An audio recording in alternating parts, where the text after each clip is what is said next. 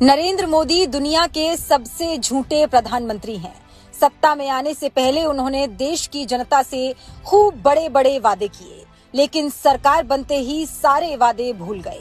जनता को महंगाई और बेरोजगारी के दलदल में धकेलकर अपने दोस्तों की तिजोरियां भरने का काम कर रहे हैं। आज हम नरेंद्र मोदी के 11 साल के कार्यकाल के 11 बड़े झूठ की सिलसिलेवार तरीके से कलई खोलेंगे।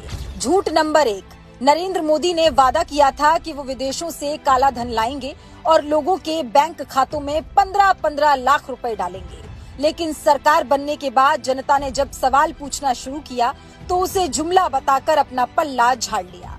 झूठ नंबर 2, मोदी ने वादा तो हर साल 2 करोड़ रोजगार देने का किया था, लेकिन आज आलम यह है कि देश का हर दूसरा युवा बेरोजगार है। झूठ नंबर 3, पेट्रोल और डीजल के दाम घटाने का मोदी ने वादा किया था, लेकिन आज पेट्रोल और डीजल की कीमतें 2 गुना से अधिक हो गई हैं। झूठ नंबर 4, मोदी का 2022 तक गंगा को साफ कर देने का वादा भी जुमला निकला।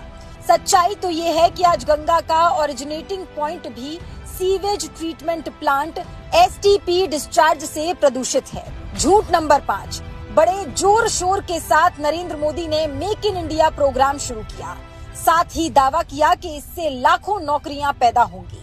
लेकिन आज आलम यह है कि अर्थव्यवस्था की रीढ़ की हड्डी माने जाने वाले 48% एमएसएमई बंद हो चुके हैं। झूठ नंबर 6, ऐसा ही एक वादा मोदी ने किया था 2022 तक हर भारतीय को पक्का मकान देने का, लेकिन आज भी लोग फुटपाथ पर टीन शेड और घास फूस के मकानों में रहने को मजबूर हैं। झूठ नंबर 7, वोट लूटने के लिए मोदी ने 2022 तक किसानों की आय दोगुनी करने का वादा किया था, लेकिन सरकार बनने के बाद आय दोगुनी तो छोड़िए, उल्टा किसानों पर 3 काले कानून लादने लगे। आज स्थिति ये है कि देश के किसानों पर कृषि बजट से 20 गुना कर्ज का बोझ बढ़ गया है।